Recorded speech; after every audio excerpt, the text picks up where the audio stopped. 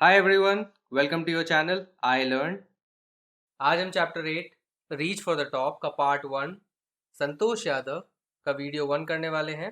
क्या आपको पता है संतोष यादव दुनिया की पहली औरत है जिन्होंने माउंट एवरेस्ट को 2 बार चढ़ा है। तो चलिए इनकी कहानी के बारे में पढ़ते हैं कि ये इन्होंने कैसे किया। बिफोर वी स्टार्ट, अगर आपने हमारे चैनल को सब्सक्राइब नहीं किया है तो प्लीज़ इसे सब्सक्राइब करें और हमें सपोर्ट करें। Also press the bell icon.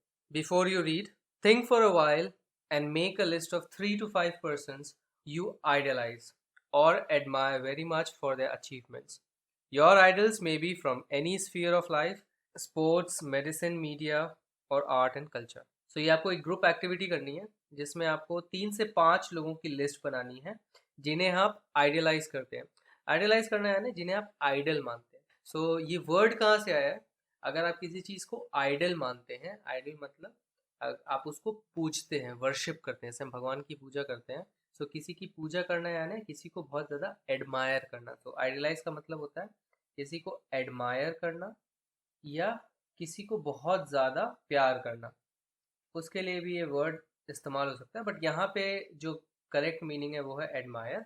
तो ऐसे 3 से 5 लोगों का आपको नाम देना है जिसे आप एडमायर करते हैं। फॉर एग्जाम्पल कुछ ऐसे लोग होंगे जिनकी तरह आप बनना चाहते हो। फॉर एग्जाम्पल अगर आप एस्ट्रोनॉट बनना चाहते हो तो हो सकता है आप कल्पना चावला जैसी बनना चाहें, या फॉर एग्जाम्पल अगर आपका इंटरेस्ट साइंस में है या इंजीनियरिंग में है तो मे बी शायद आप एल्बर्ट आइंस्टाइन जैसे बनना चाहें। सो ये तो हो सकता है कि आप किसी की तरह बनना चाहते हैं, या ये भी हो सकता है कि आप किसी को बहुत ज़्यादा एडमायर करते हैं बिकॉज वो बहुत ज़्यादा अपने कैरियर में या किसी चीज़ के लिए बहुत ज़्यादा सक्सेसफुल है। और वो किसी भी स्फीयर से हो सकते हैं। स्फीयर यानी किसी भी पार्ट ऑफ लाइफ के हो सकते हैं। दैट इज स्पोर्ट्स, स्पोर्ट्स के कोई भी पर्सन हो सकते हैं। मेडिसिन, कोई भी डॉक्टर हो सकते हैं, या कोई ऐसे साइंटिस्ट जिन्होंने मेडिसिन, फॉर एग्जांपल वैक्सीन किसी ने अगर बना दी, पोलियो वैक्सीन जिन्होंने बनाई फॉर एग्जांपल। मीडिया, कोई मीडिया पर्सन हो सकते हैं, न्यूज़ रिपोर्टर हो सकते हैं, या आर्ट एंड कल्चर से हो सकते हैं, कोई आर्टिस्ट हो, कोई एक्टर्स हो। तो कोई भी ऐसे 3 से 5 लोगों के आप नाम लिखिए, एंड मैं आपको ऐसा इंकरेज करूंगा कि आप ये जो डिफरेंट स्फीयर्स ऑफ लाइफ में से आप इन्हें चुने। सो फॉर एग्जांपल अगर आपने स्पोर्ट्स में से एक किसी को चुन लिया तो नेक्स्ट पर्सन आप मेडिसिन, मीडिया, आर्ट, कल्चर, अलग अलग कैटेगरी से एक एक चुनिए। और अगर मान लीजिए आपको नहीं पता है तो एक्सप्लोर कीजिए, लोगों के बारे में पढ़िए, बुक्स पढ़िए, तो आपको पता चलेगा कितने सक्सेसफुल लोग हैं, वो उस मुकाम तक कैसे पहुंचे। एंड इनफैक्ट इसका डिस्कशन अगर आपकी टीचर करवाती है स्कूल में तो इन चॉइसेस को अगर आप डिस्कस करेंगे तो आपको पता चलेगा नए लोगों के बारे में। और आपके फ्रेंड्स भी 3 से 5 लोगों के नाम बताएंगे तो आपको नए नए लोगों के बारे में पता चलेगा। उनमें से ही एक संतोष यादव है। सो इनके बारे में हम पढ़ेंगे। She is very successful. हो सकता है कि शायद हमें पता ना हो क्योंकि हम जब भी न्यूज़ देखते हैं तो किन्हीं गिने चुने लोगों के नाम ही हम पढ़ते हैं, बट इसका मतलब ये नहीं है कि इतने बिलियंस ऑफ लोगों में और इतने मिलियंस ऑफ लोग जो ऑलरेडी आ चुके हैं इस धरती पे, सिर्फ गिने चुने लोग ही सक्सेसफुल, ऐसा नहीं है। संतोष यादव ऐसे ही एक इन्फ्लुएंशियल या ऐसे लोगों में से एक है जिनको आप एडमायर कर सकते हैं। इनके बारे में हम इस पार्ट में पढ़ेंगे। The only woman in the world who has scaled mount Everest twice was born in a society where the birth of a son was regarded as a blessing and the daughter, though not considered a curse, was not generally welcome. So ये part का starting ही ऐसे problem के साथ हो रहा है जिसमें आपको बताया जा रहा है कि ओनली वुमन, अकेली ऐसी औरत पूरी दुनिया में जिन्होंने स्केल किया है। स्केल करना यानी क्लाइम करना, चढ़ना, क्लाइम अप।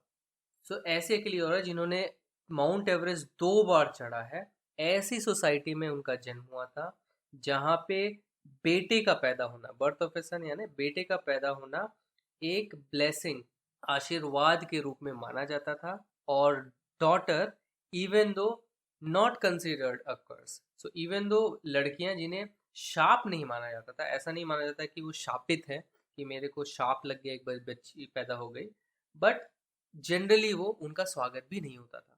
तो इवन दो उन्हें ऐसे दुत्कारा नहीं जाता था कि हाँ मुझे शाप लग गया, बेटी पैदा हो गई, बट उनका स्वागत भी नहीं किया जा सकता। एंड ये चीज़ हमें पता है क्योंकि हम इंडियंस हैं, एंड ये बहुत रीसेंट है। इनफैक्ट 100-200 ईयर्स में से ही ऐसा हो रहा था। एंड स्पेशली ये माना जाता है कि ये शायद ब्रिटिशर्स की वजह से भी हुआ है कि बेटियों का जो महत्व है गिर गया था हमारी सोसाइटी में। तो हम हमेशा यही चाहते थे कि बेटा घर में पैदा हो क्योंकि वही हमारा वंश चलाएगा, और हम ये भूल गए थे कि बेटियां भी कितनी इंपॉर्टेंट है हमारी सोसाइटी के लिए। एंड ऐसी ही सोसाइटी में एक ऐसी औरत पैदा हुई जिनका नाम संतोष यादव है, जो 2 बार माउंट एवरेस्ट चढ़ी है। सो ये अपने आप में ये एक आप दर्शाता है कि कितनी कठिनाइयों को उन्होंने पार किया होगा। नॉट जस्ट क्लाइम करना माउंट एवरेस्ट तो one of the most difficult peaks हैं चढ़ना, नॉट बिकॉज कि वो हाईएस्ट है। देखिए कभी कभी ऐसा भी होता है कि कोई माउंटेन सबसे हाई होता है लेकिन वो ईजी होता है चढ़ना, बट माउंट एवरेस्ट ना कि सिर्फ बहुत बड़ा है, बहुत ऊंचा है, उसको चढ़ना भी बहुत मुश्किल है। तो इस कठिनाई के अलावा भी सोसाइटी से रिलेटेड कठिनाइयों को उन्होंने उससे जूझा होगा, एंड इस चैप्टर में शायद हम इसके बारे में पढ़ेंगे। When her mother was expecting Santosh, a traveling holy man, giving her his blessing, assumed that she wanted a son. So जब उनकी मम्मी एक्सपेक्ट कर रही थी, so was expecting एक पोलाइट टर्म है, इसका मतलब होता है was pregnant. So normally क्या है कि कुछ ऐसा टाइम था जहाँ पे आप ऐसा देखोगे इंग्लिश लैंग्वेज में कुछ सोसाइटीज़ में प्रेग्नेंट बोलना अच्छा नहीं माना जाता, अरे वो प्रेग्नेंट है, तो लोगों को ये वर्ड पसंद नहीं था। सो जैसे फॉर एग्जांपल आप देखेंगे तो एक चलन आ गया है जहाँ पे बोलेंगे मुझे टॉयलेट जाना है, तो टॉयलेट वर्ड लोगों को पसंद नहीं है, तो वो क्या बोलते हैं, मुझे वॉशरूम जाना है। सो ये बस एक चलन है, आप कुछ कर नहीं सकते इसका। तो इसी तरह से इंस्टेड ऑफ सेइंग कि वो प्रेग्नेंट थी, क्या वर्ड यूज़ किया जाता है, वॉज एक्सपेक्टिंग। सो संतोष को से जब वो प्रेग्नेंट थी, सो वॉज एक्सपेक्टिंग संतोष, यानी जब उनके पेट में बच्ची थी जिनका नाम हमें पता है कि अब संतोष है। एक ट्रैवलिंग होली मैन यानी जो साधु संत जो घूमते रहते हैं ना, एंड आपके घर में आपके भिक्षा भी मांगते हैं कि आप मुझे खाना दे दीजिए, पैसे दे दीजिए, जो भी नॉर्मली तो वो खाना ही मांगते हैं। तो ऐसे ट्रैवलिंग होली मैन यानी धार्मिक इंसान उन्हें आशीर्वाद देते हुए क्या अज्यूम किया कि उन्हें एक बेटा चाहिए। तो आप जब आशीर्वाद देते कि तुम्हारा एक अच्छा बच्चा हो, तो उन्होंने क्या एक्सपेक्ट कर लिया आशीर्वाद देते हुए कि इसे जो है एक लड़का ही चाहिए। But to everyone's surprise, the unborn child's grandmother, who was standing close by, told him that they did not want a son. But to everyone's surprise, सबके लिए सरप्राइज था। क्या सरप्राइज था? जो अनबॉर्न चाइल्ड की ग्रैंड मदर है, दादी है, अनबॉर्न चाइल्ड यानी संतोष की बात हो रही क्योंकि वो अभी पैदा नहीं हुई है, अनबॉर्न यानी पैदा नहीं हुई है, उनकी दादी जो बाजू में ही खड़ी थी, स्टैंडिंग क्लोज बाय, क्या कहा उन्होंने उस धार्मिक इंसान से, उस साधु से, कि उन्हें बेटा नहीं चाहिए। The Holi man was also surprise. वो जो होली मैन था, वो जो साधु था, वो भी सरप्राइज हो गया। Nevertheless he gave the requested blessing, and as destiny would have it, the blessing seemed to work. फिर भी उन्होंने जो भी रिक्वेस्ट की गई उनसे ब्लेसिंग कि हाँ हमारे घर में बेटी हो, वो उन्होंने ब्लेसिंग दे दी। And as destiny would have it, so as destiny would have it का मतलब, as destiny would have it एक ईडियम है, एक फ्रेज है जिसको हम हिंदी में फॉर एग्जांपल बोल सकते हैं जैसा किस्मत में लिखा है। हम बोलते हैं जैसा कि हमारे भाग्य में लिखा है, जैसा किस्मत में लिखा है, as destiny would have it. या आप उसको ऐसे बोल सकते हैं एज अ कोइंसिडेंस। ये दोनों प्रकार से इस फ्रेज का यूज किया जा सकता है कि एज अ कोइंसिडेंस, कि जैसा उन्होंने ब्लेसिंग भी दिया वो ब्लेसिंग काम भी कर गई, और इसका मतलब क्या हुआ, उनको एक बेटी पैदा हुई। Santosh was born the sixth child in a family with 5 sons, a sister to 5 brothers. So उनकी फैमिली में ऑलरेडी 5 बच्चे थे और पांचों के पांचों ब्रदर थे, और जो संतोष थी छठी चाइल्ड थी, and she was a sister, she was a girl in पांचों भाइयों के लिए। She was born in the small village of Joniawas of Rewari district in Haryana. और वो कहाँ पैदा हुई? एक छोटे से गांव में जो रेवाड़ी डिस्ट्रिक्ट में, तो रेवाड़ी डिस्ट्रिक्ट है, तो यहाँ पे एक छोटा सा गांव है जोनियावास, यहाँ पे एक छोटा सा गांव है जोनियावास। एंड यहाँ से फॉर एग्जांपल गुड़गांव अगर आप देखोगे तो अराउंड 40 किलोमीटर्स है, और यहाँ से अगर आप कैपिटल दिल्ली देखोगे तो अराउंड 80 किलोमीटर्स है। सो वहाँ पे एक छोटा गांव है जोनियावास, हरियाणा में, जहाँ पे वो पैदा हुई। सो बेसिकली वो हरियाणवी थी। The girl was given the name Santosh, which means contentment. So girl को क्या नाम दिया गया? संतोष। एंड संतोष का मतलब क्या होता है हमें पता है, कंटेंट, संतुष्ट रहना, कंटेंटमेंट, जिसे हम सेटिस्फैक्शन भी बोलते हैं। In another words it's also called satisfaction. So काफ़ी प्यारा नाम रखा उन्होंने। But Santosh was not always content with a place in a traditional way of life. पर संतोष कभी भी संतुष्ट नहीं थी, इवन तो उनका नाम संतोष था, बट वो कभी भी क्या नहीं थी, कंटेंट। कंटेंट का मतलब क्या हो गया? सेटिस्फाइड या संतुष्ट। तो इनफैक्ट बहुत ही इंटरेस्टिंग यूसेज ऑफ वर्ड आप देखेंगे, कंटेंटमेंट का मतलब हो गया सेटिस्फैक्शन, जो कि एक नाउन है, and content is an adjective form. was not always content with her place in a traditional way of life. So वो जो पारंपरिक जीवन था, ट्रेडिशनल जो जीवन था वहाँ पे, उसमें जो उसकी प्लेस थी, उसमें जो उसकी जगह थी, उससे वो खुश नहीं थी. इनडायरेक्टली इसका मतलब क्या है कि जिस तरह से वहाँ पे लड़कियों को रिगार्ड किया जाता था, उनकी जैसे भी तौर तरीके थे, जैसी भी इज्जत मिलती थी लड़कियों की, उससे वो खुश नहीं थी, संतुष्ट नहीं थी. She began living life on her own terms from the start. Where other girls wore traditional Indian dresses, Santosh preferred shorts. वो कैसे जीने लग गई?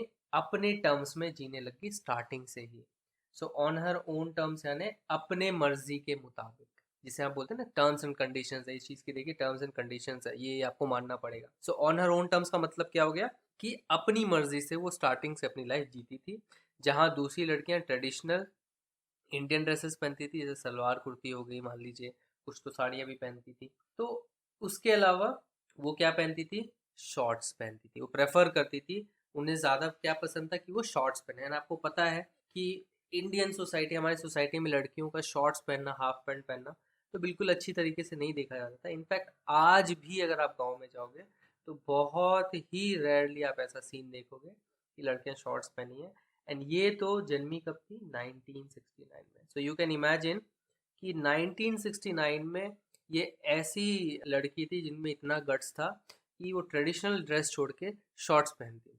Looking back she says now, from the very beginning I was quite determined that if I chose a correct and rational path, the others around me had to change, not me. बहुत ही beautiful sentence. And इससे आपको पता लगता है कि महानता जब आपको मिलती है तो इसलिए नहीं मिलती कि आपके पास सिर्फ टैलेंट है तो आपको महानता मिल गई. आपके अंदर एक करेज भी होना चाहिए लड़ने के लिए, बिकॉज बाधाएं बहुत आती है जब भी आप कुछ अलग करने की कोशिश करते हैं. So it's not just because कि आप अपना दिमाग लगा पाते हैं, ऑल्सो कि कैसे आप इमोशनली और कैसे आप मेंटली स्ट्रांग रह के चीज़ों से लड़ सकते हैं खुद पे विश्वास करते हुए. तो यहाँ पे क्या बोल रहे हैं इस पर्टिकुलर पैराग्राफ में कि लुकिंग बैक का क्या मतलब है? जब मैं पीछे देखती हूँ का सिंपल मतलब क्या है? When I remember the past. तो remembering the past, she says now, क्या आप बोलती हैं कि फ्रॉम द वेरी बिगिनिंग, एकदम स्टार्टिंग से ही, आई वॉज क्वाइट डिटरमाइंड, मैं बहुत ज़्यादा डिटरमाइंड थी, दृढ़ थी. डिटरमाइंड का मतलब दृढ़, एक संकल्प था उनमें. That if I chose a correct and rational path, क्या कंडीशन लगा इन्होंने अपने लाइफ में कि अगर मैंने सही, करेक्ट यानी सही, और रैशनल का मतलब समझदारी से चुना हुआ. रैशनल अगर आप किसी पर्सन के लिए बोलते हैं तो उसका मतलब होता है समझदार. एंड पाथ यानी एक रास्ते के लिए बोल रही हैं तो इसका मतलब समझदारी से चुना हुआ. एक रैशनल पर्सन मतलब समझदार आदमी, और ये रैशनल कोई चीज़ के लिए आप बोल रहे हैं तो समझदारी से चुनी गई चीज़, समझदारी से चुना हुआ, जिसे आप वेगली आप बोल सकते हैं कि लॉजिकली और सही रास्ता अगर उन्होंने चुना है तो दूसरे जो मेरे आजू बाजू हैं, जो मेरे अराउंड जो भी लोग हैं, उन्हें चेंज होना होगा, मुझे नहीं. तो इसका क्या मतलब है, क्या बोलना चाह रही है कि अगर मैंने सही रास्ता चुना, अगर मुझे पता है मैंने एक सही रास्ता चुना है और समझदारी से वो रास्ता चुना है, तो मुझे बदलने की ज़रूरत नहीं है, मेरे आसपास जो लोग हैं उन्हें बदलना पड़ेगा. सो इसका मतलब क्या है, उनके अंदर अपने ऊपर बहुत स्ट्रॉन्ग विश्वास है. एंड इनफैक्ट इस चैप्टर से आपको भी यही समझना है कि आपको सबसे पहले खुद पर बहुत स्ट्रॉन्ग विश्वास होना चाहिए. Santosh's parents were affluent landowners who could afford to send their children to the best schools, even to the country's capital, New Delhi, which was quite close by. संतोष के पेरेंट्स क्या थे? अफ्लुएंट लैंड ओनर्स थे. तो affluent का क्या मतलब है? Affluent का मतलब होता है वेल्दी, मतलब मालदार थे, पैसे वाले थे, संपन्न थे, काफी धन संपत्ति की कोई कमी नहीं थी उनके पास. लैंड ओनर्स यानी जमींदार. जमींदार का मतलब क्या हो गया? ऑब्वियसली उनके पास बहुत सारी जमीनें थी. हु कुड अफोर्ड, अफोर्ड करना यानी खर्च कर सकते, उनके पास इतने पैसे थे कि वो खर्च कर पाए, अफोर्ड कर पाए अपने बच्चे को बेस्ट स्कूल्स में भेजने के लिए. And even to the country's capital, even India के कैपिटल न्यू दिल्ली में भी, जो कि बहुत पास था, 80 किलोमीटर दूर, मतलब बहुत ही पास था. तो इतनी दूर वो भी भेज सकते थे. इवन कैपिटल सिटी में जहाँ हर चीज़ें महंगी होती हैं, वहाँ पे भी उनके पास इतने पैसे थे कि वहाँ भेज सकें. बट, तो एक बट आ गया. बट क्या है?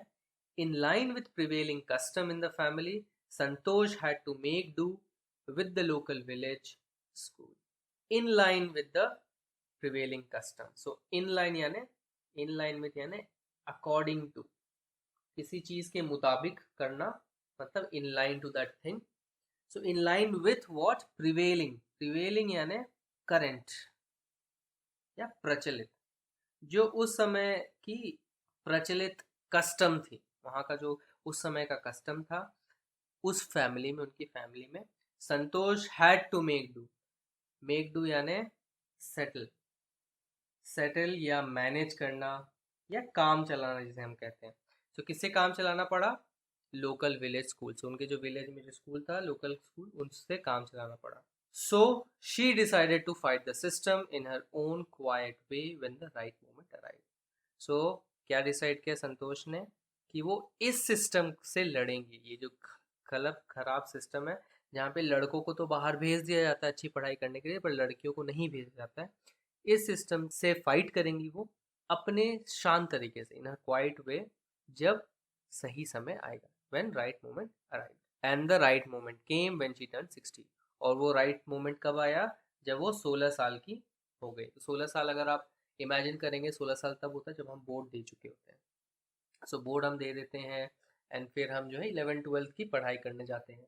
सो at 16 most of the girls in a village used to get married. Santosh was also under pressure from her parents to do the same. तो 16 ईयर्स में वहाँ पे क्या हुआ, क्या प्रचलन थी कि जो भी लड़कियां थी उस विलेज में वो शादी कर लेती थी, उनकी शादी हो जाती थी. और संतोष पर भी यही प्रेशर था उनके पेरेंट्स से कि उसकी भी शादी हो जाए. A marriage age early age that was the last thing on her mind. So इतनी जल्दी शादी, marriage age early age that, इतनी जल्दी शादी करना उनके दिमाग में आखिरी सोच थी. मतलब उनके दिमाग में शादी करना था ही नहीं उस उम्र में. She threatened her parents that she would never marry if she did not get a proper education. So उन्होंने थ्रेटन किया यानी धमकाया. अपने पेरेंट्स को उन्होंने धमकाया कि वो कभी भी शादी नहीं करेंगी अगर उन्हें अच्छी एजुकेशन, अच्छी पढ़ाई लिखाई नहीं मिली, प्रॉपर एजुकेशन अगर उन्हें नहीं मिला तो वो कभी भी शादी नहीं करेंगी. She left home and got herself enrolled in a school इन दिल्ली. फिर उन्होंने क्या किया, घर छोड़ दिया और अपने आप को दिल्ली के एक स्कूल में एडमिशन करा लिया. एनरोल करा लिया यानी एडमिशन करा लिया. When her parents refused to pay for her education, she politely informed them of her plans to earn money by working part-time to pay her school fees. So यहाँ पे क्या हुआ, उनके पेरेंट्स ने फिर बोला हम पैसे पे नहीं करेंगे तुम्हारे एजुकेशन के, तुम घर छोड़ के तो चली गई हो, अपने आप को स्कूल में एनरोल कर लिया तुमने, तो अब हम तुम्हारे एजुकेशन का पैसा नहीं देंगे. तो उन्होंने क्या, पोलाइटली, एकदम नम्रता के साथ क्या इन्फॉर्म किया कि देखिए मेरा ये प्लान है, अगर आप मुझे पैसे नहीं देंगे तो मैं पार्ट टाइम जॉब करके स्कूल फीस कमाऊंगी. पार्ट टाइम यानी, सो पार्ट टाइम का क्या मतलब होता है? पार्ट टाइम का जॉब मतलब आप फुल टाइम नहीं कर रहे हैं. फुल टाइम जैसे सुबह 9 बजे गए, आप शाम को 6 बजे आ रहे, फुल टाइम ऑफिस में या कोई भी काम कर रहे हैं. पार्ट टाइम का मतलब क्या है? आप किसी के पास गए, मुझे पार्ट टाइम जॉब करनी है जैसे किसी शॉप में, तो आपसे पूछेगा अच्छा आप कब से कब बिजी रहते हैं, तो आप बोलेंगे देखिए मैं सुबह 8 बजे से लेके शाम को 4 बजे तक मेरी स्कूल रहती है, उसके बाद मैं लंच या इवनिंग का मील खा के आपके यहाँ काम करूँगी, फिर मैं 5 से 10 कर सकती हूँ काम. तो ये हो गया पार्ट टाइम जॉब. तो उन्होंने क्या बोला कि मैं पार्ट टाइम जॉब करूँगी ताकि मैं स्कूल फीस दे सकूँ. तो ऑब्वियसली उनके पेरेंट्स को समझ में आएगा अगर पार्ट टाइम जॉब करेगी, अकेली लड़की है, तो बहुत हार्म हो सकता है. एक तो रात भर उनको काम करना पड़ेगा, प्लस इतनी मशक्क़त करनी पड़ेगी, और हम इनके पास इतना पैसा है तो क्या फ़ायदा. तो फाइनली उनको क्या दिख गया, इन शॉर्ट उनके पेरेंट्स को, कि ये लड़की पूरी तरह से दृढ़ है, पूरा इसके पास प्लान है कि अगर हम पैसे नहीं देंगे तो उसके पास अपना प्लान है जिसमें वो मुसीबत में भी पड़ सकती है. पर देखिए बच्ची है वो, 16 साल की, उसको ज़्यादा पता नहीं दुनिया के बारे में. उनके पेरेंट्स को पता है कि दुनिया में कितना गलत चीज़ें हो सकती हैं. तो finally her parents agree to pay for her education. इसलिए उनके पेरेंट्स ने फाइनली अग्री कर लिया. तो यहाँ पे ये चीज़ दिख रही है कि उन्होंने मन में ठान लिया एजुकेशन मुझे लेना है. एंड उन्होंने क्या बोला था, अगर मुझे पता है कि चीज़ जो मैंने रास्ता चुना है, उन्होंने क्या रास्ता चुना कि मुझे एक प्रॉपर एजुकेशन चाहिए, तो अगर ये रास्ता सही है तो बाकी लोगों को चेंज होना पड़ेगा, मैं चेंज नहीं होगी. और ये फर्स्ट एग्जांपल है जिससे उन्होंने करके दिखाया कि उनके पेरेंट्स को चेंज होना पड़ेगा. Wishing always to study a bit more and with her father slowly getting used to her urge for more education, Santosh passed the high school examination and went to Jaipur, wishing always to study a bit more. हमेशा उनका क्या wish था कि वो थोड़ा और पढ़े. And with her father, and उनके पापा को अब ये आदत पड़ गई थी. He was slowly, धीरे धीरे getting used, यानी slowly उनको ये आदत पड़ गई थी उनकी डिजायर की, टू हर अर्ज यानी डिजायर फॉर मोर एजुकेशन. संतोष ने हाई स्कूल एग्जामिनेशन पास कर लिया और फिर जयपुर चले गए. सो अल्टीमेटली उनको थोड़ा और पढ़ने की इच्छा होती थी. उसके पापा को भी धीरे धीरे इस चीज़ की आदत पड़ गई थी कि इस लड़की को और पढ़ने की कामना है उसके अंदर. तो जैसे ही उन्होंने हाई स्कूल का एग्जामिनेशन पास किया वो जयपुर चले गए. She joined the Maharani college and got a room in Kasturba hostel. Santosh remembers Kasturba hostel face the Aravalli hills. So उन्होंने महारानी कॉलेज है, बहुत फेमस कॉलेज है, इसकी पिक्चर यहाँ पे है जयपुर की. वहाँ पे उन्होंने ज्वाइन कर लिया और वहाँ पे उन्हें कस्तूरबा हॉस्टल में रूम मिल गया. और संतोष क्या याद करती हैं कि कस्तूरबा हॉस्टल अरावली हिल्स के सामने था. तो कस्तूरबा हॉस्टल के सामने अरावली हिल्स दिखती थी. तो अरावली हिल्स अगर आपको पता नहीं है तो ये एक स्मॉल माउंटेन रेंज है. अब उन्हें हिल्स कहा जाता है बिकॉज उनकी हाइट बहुत छोटी हो गई और वो पहाड़ी जैसी रह गई है. इनफैक्ट अरावली हिल्स माना जाता है कि वर्ल्ड के सबसे पुराने माउंटेन्स में से एक है. पूरी दुनिया में इससे इतने पुराने माउंटेन्स नहीं है और वो इतनी पुरानी हो गई हैं कि वो धीरे धीरे इरोड होते होते अब वो हिल्स की साइज की हो गई है. सो ये अरावली हिल्स को फेस करता था Kasturba hostel. I use to watch villagers from my room going up the hill and suddenly vanishing after a while. So बताती हैं कि मैं देखती थी कि जो गांव वाले हैं अपने रूम से वो देखती थी जो भी गांव वाले हैं हिल के ऊपर चढ़ते थे और सडनली गायब हो जाते थे. वैनिशिंग यानी गायब हो जाना.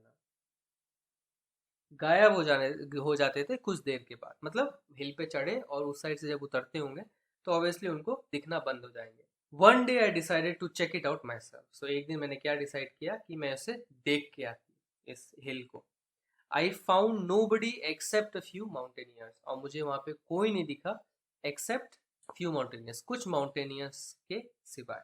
सो माउंटेनियर्स किसे कहा जाता है? ऐसे लोग जो माउंटेन्स को चढ़ते हैं थोड़ा प्रोफेशनल वे में. मतलब जिन्होंने मतलब नॉट या तो एक as a hobby but as a sport also. As a sport वो माउंटेन चढ़ना उनका एक वो रहता है एक्टिविटी.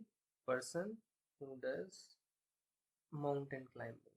सो उनके पास प्रॉपर शूज़ होते हैं, प्रॉपर गेयर होते हैं. गेयर का मतलब होता है कि उनके पास पूरे अच्छे सामान होते हैं. जैसे ये रोप हो गई, इनके पास हुक्स होते हैं, इनके पास एक प्रॉपर बैग होता है जिनमें ज़रूरत के सामान होते हैं खाने पीने के. उनको पता होता है कितना वेट लेके जाना है. उनके पास स्पेशल शूज़ होते हैं ताकि उनको अच्छी ग्रिप मिले. उनके हाथ में ग्लव्स होते हैं. एंड बहुत लोग इवन कुछ लोग हेड को प्रोटेक्ट करने के लिए हेलमेट भी पहनते हैं. सो ये सब प्रॉपर. और चश्मा, स्पेशली माउंटेन, जब इतने ऊंचे माउंटेन में जाते हैं तो आपको अपने आंखों को बचाना होता है हार्मफुल रेज से. तो कुछ स्पेशल माउंटेन गॉगल्स भी आते हैं तो गॉगल्स पहन के रखते हैं. सो वो नॉर्मली जो माउंटेनियर्स होते हैं इस तरह के सामानों से लैस होते हैं. सो उनको वहाँ पे कोई नहीं दिखा एक्सेप्ट कुछ mountaineers. I asked if I could join them. To my pleasant surprise, they answered in the affirmative and motivated me to take the climbing. So उन्होंने क्या पूछा कि क्या मैं उन्हें ज्वाइन कर सकती हूँ इस माउंटेन क्लाइंबिंग में. To my pleasant surprise. और वो सरप्राइज हो गई, प्लेजेंटली मतलब अच्छे सरप्राइज हो गई, क्योंकि उन्हें क्या आंसर मिला? इन दी अफर्मेटिव. सो इन दी अफर्मेटिव का क्या मतलब है? फॉर्मल वे में कहना कि हमें यस. उन्होंने यस बोल दिया. सो फॉर्मली अगर आप किसी को फॉर्मल लैंग्वेज में कुछ बोल रहे हैं, ही सेड यस, इसकी जगह क्या बोल रहे हैं आप?